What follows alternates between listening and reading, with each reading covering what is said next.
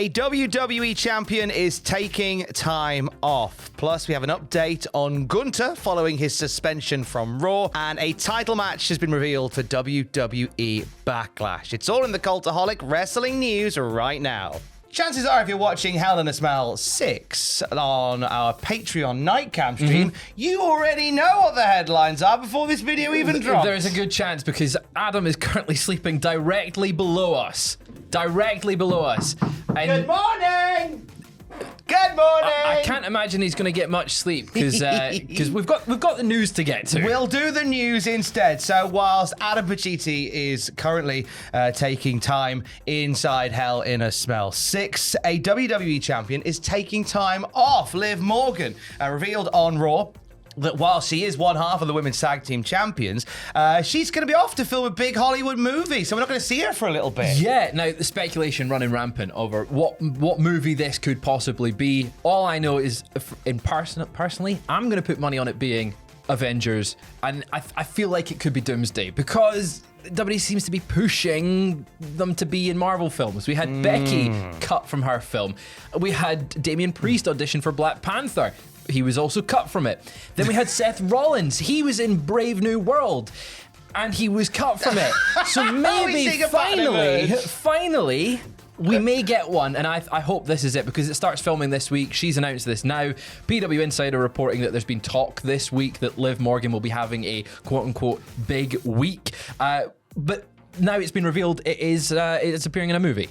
Yeah, so, I mean, in terms of how this is going to pan out for her, in terms of what the movie will be, and in terms of whether or not she'll be cut from it, like some of her other colleagues have been. Batista wasn't. He wasn't cut from Guardians of the Galaxy. I said that to Aiden, he went, it doesn't count. It doesn't count. He was in it before, and then WWE went, come back. That's okay, that's fine. But once again, it puts the women's tag team titles into a weird situation. These are possibly the most cursed titles in WWE right now. They just can't seem to stay on anyone. Like, it just seems to be, it's like you get them and then something bad, or in this case, something really good happens, but not for the on-screen product.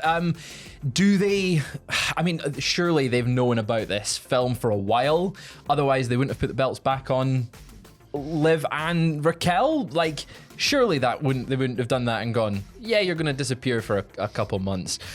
Who takes the belts from them if... Well, this is the thing. I think it might just be a case that Raquel just might be appearing on TV to kind of keep things ticking over. Yeah. Maybe this is an opportunity that they can bring in a new female member of the Judgment Day to kind of step in for Liv Morgan. Maybe there's a story that you can tell there afterwards where Liv kind of comes back to become a tag champ again, and there's tension already there. But having said that, it is very similar to what we saw with the women's tag titles before this, with Bianca Belair and Naomi / Jade Cargill. It's not the most original of stories, admittedly. And it's basically kind of what we just had with Becky, Lyra, and Bayley, which was done in just a very, very short window over 2 nights. Maybe they'll give JD the belt. Give him one half of the belts, and there you go. Have Raquel just destroy every one of the matches. We had an update on the Becky and Lyra situation, which we're going to get to in just a moment. But let's talk about Gunther very quickly. So Gunther was suspended by GM Adam Pearce following his heinous attack on Michael Cole and Pat McAfee on the Raw after Mania. What's happening now? Well, Pat McAfee has now demanded a match against Gunther. And Nick Aldis, who is the stand-in general manager for Raw, announced that the first match between them will take place at Backlash on May 10th. So a week on Saturday, Gunther's suspension is over, and we're getting him destroying Pat McAfee. McAfee can't win this. People are concerned that Pat McAfee might beat Gunther. Yeah, I am. I'm really concerned. Why would... I mean, we had Jey Uso win. We had him beat Gunther, so maybe Gunther's gone on a bit of a losing streak. I don't think Pat loses to Gunther. You don't think No. I think whilst Pat is, Pat's one of those that when he's in the ring, he's actually very good. Like we saw him do stuff with Adam Cole in the past. But I think Pat, whilst Pat is a braggadocious, loud character that obviously some people love and some people hate, I would like to think that he has enough wherewithal to go, I shouldn't beat Gunther. Oh, I thought you were arguing for him to win. No. I think whilst I know Pat is very Marmite with a lot of people. Yeah. I totally get why. I as a loudmouth person that sits and shouts about wrestling, I can relate to that sort of thing.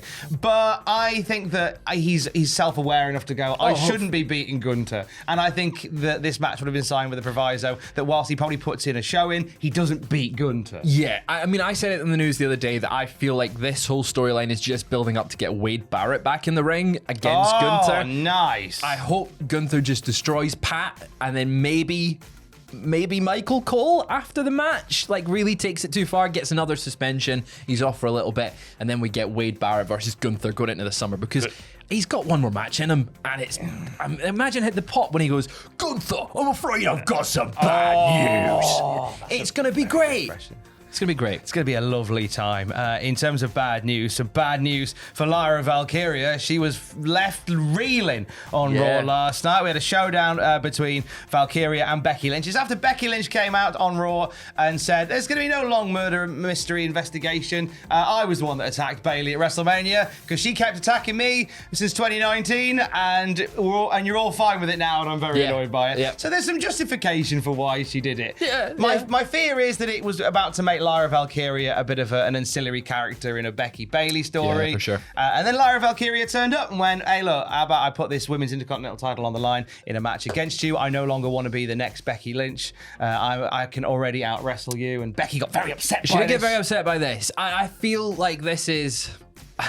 I don't want Becky to win this, and Lyra needs to win this. But part of the story that I think they're going to tell is long term. Becky takes the title, and you've got that redemption arc, that build up of Lyra. But I am worried that Becky's coming back and going to take that title. I think so. So because it ended up with Becky seemingly taking a powder, running away from Lyra, and as Lyra's leaving and standing tall on the ramp, Becky comes back and takes her out from behind, and then Becky's standing tall. But my fear is, as you said, Fraser, I think Becky's beating Lyra for the title, and I think it becomes Becky versus Bayley for the women's IC title. I think it does. I feel like Lyra might potentially get a bit lost in the shuffle here. The only way they can really redeem it in my mind, I mean, obviously it's not happened yet, so I say redeem it, pre-deem it, is if eventually, let's say it goes to Bayley versus Becky for the title, is that Lyra's the one that eventually comes out at the end of this with the belt and is a bigger star because of it. She already has felt a little bit lost in the shuffle with the title on her originally. Like, she's not been the focal point that Chelsea Green was in the SmackDown mid-card. Maybe having Becky there will give that Possibly. look. But I don't think Becky needs the belt. She doesn't need the belt. I think they want to just put all the belts they can on Becky. Becky all belts. Becky all belts. Becky, and not to say she doesn't deserve it. I think Becky. She does. I thought it was a great promo last night, and you know what? I like the idea of a Becky Bayley redo. Yeah, they've got magnificent chemistry. Down for seeing that. Down for seeing it, and it kind of something that leans in on sort of like real life sentiment towards both parties. And I think you use that and you have a great story that's told throughout the summer. We'll see. Kind of gutted though it meant that Bayley lost out on WrestleMania. Yeah, but if it leads to potentially a something. bigger spotlight at WrestleMania 42, then it's all going to be worth it. It's all going to be worth it. Trust the process. Trust the process. That's why I'm not worried that Logan Paul has stepped up to challenge Jey Uso for the World Heavyweight title. Oh man, Larry, I didn't see this originally before I came in this morning to work, and Aidan, our editor-in-chief of Cultaholic.com, was like, which one of them's going to do the wrestling? Which one of them's going to wrestle?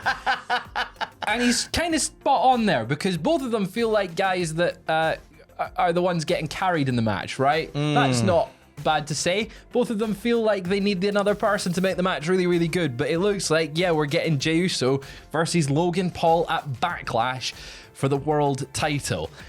I understand getting the eyes on the product. Logan Paul does get eyes on the product. He gets heat, whether people argue that is genuine get off my screen heat or whether it's actual heel heat. He does get a reaction. Do you know what the funny thing is and Logan Paul is in this situation now that he can do this wrestling game for 10 years. And this will always be what we sit here and say. This is what people will always say. Every time he's in a title picture, people will go, he gets eyes, he's a YouTube guy, obviously there's real life animosity towards him, but this will be the same conversation for sure, years. 100%. I don't doubt that, and it's one of them where I don't think to a section of the audience, I don't think he'll ever truly earn that accolade. He'll always be a YouTube guy. It's the fact that one of the first things Jey Uso said was like, you're a YouTube guy, you know, and that'll be it forever. Yeah, That's all it'll ever be. And what's frustrating is, and again, this is something we say all the time. He's very good at it. He is quite good at it. He would probably be the one that wrestling. might. Do you know what? Here's a scary thing. He might be the one that leads that match. There might be a With it- chance. and yeah. obviously some heavy agenting going on. Yeah. That might be the guy that leads the match. I don't think he wins it though. No. They've strapped the rocket to Jey Uso. You don't have Logan Paul beat him. This is a good challenge though. In any world, in any hope anyway, that this is a good match. That this will, I just don't see it main eventing, which is a shame. No. But we will see. We will see how it goes. Of course, a busy old night on Monday Night Raw. And as we speak, Hell in a Smell continues just underneath us. there. This office stinks, and that is thanks to you making sure that Adam's experience is as awful as humanly possible. Yeah. He's like directly there as we speak, just underneath the floor, right down there. Love you! Yeah, he's fine. Yeah. He's fine. For the very latest wrestling news at any time, you can check out cultaholic.com. Stay safe and love you. Bye.